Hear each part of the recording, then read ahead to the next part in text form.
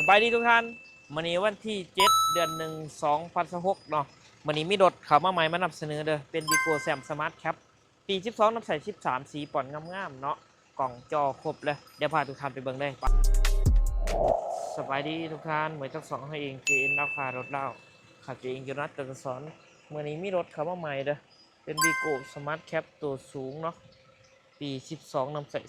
13เป็นแซมด้วยตัวนี้สมาร์ทแคปใครแคปไลท์กล่องจอครบขอบผู้ขอบตาติดแล้วเนาะเป็นสีป่อนงามๆส่วนในโปรโมชั่นพิเศษของแจกของแถมหลายอย่างว่าจะเป็นแถมตู้เย็นน้ำมันเต็มถังฝาคุ้มรถประกันภัยค่าทางเทคนิคเนาะเดี๋ยวมีอีกหลายอย่างเลยทุกท่านเด้ออบรมกันได้เจ้าใครมากระทักมาไล่เก่า733ตัว67เก่าราคาเต็มขั้นนี้ถืออยู่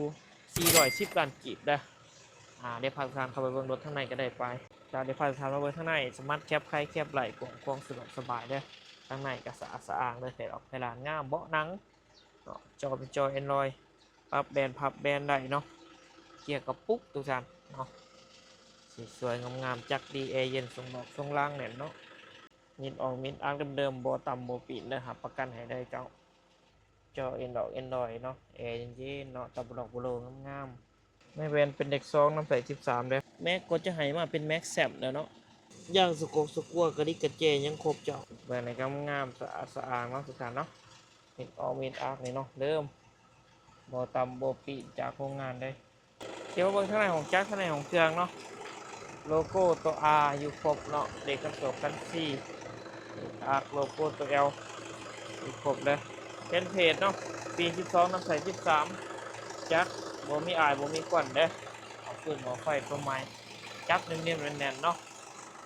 โลโก้โตโยต้าอยู่ครบเนาะจากโรงงานเลยจักรนี่บ่มีหัวบ่มีสึกเลยทุกท่านเลยจักรได้รอยได้รถงามเนาะฝากไปถึงทุกท่านเด้อกับวีโก้แซมสมาร์ทแคปตัวสูงคันนี้งามๆเนาะสีป่อนปี12น้ำใส13เป็นดุลพีเดเนอร์เกียร์กระปุกเนาะ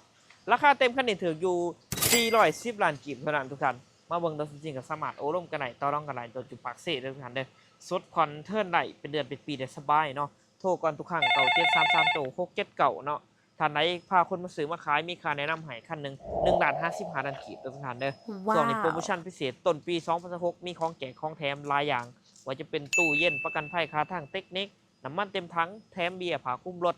แต่ยังมีอีกหลายๆอย่างเนาะไผมักกระทักมาได้733โต67เก่าคิดถึงรถคิดถึงเอา JN เล่าคารถเล่าขอขอบใจท่านหลายๆ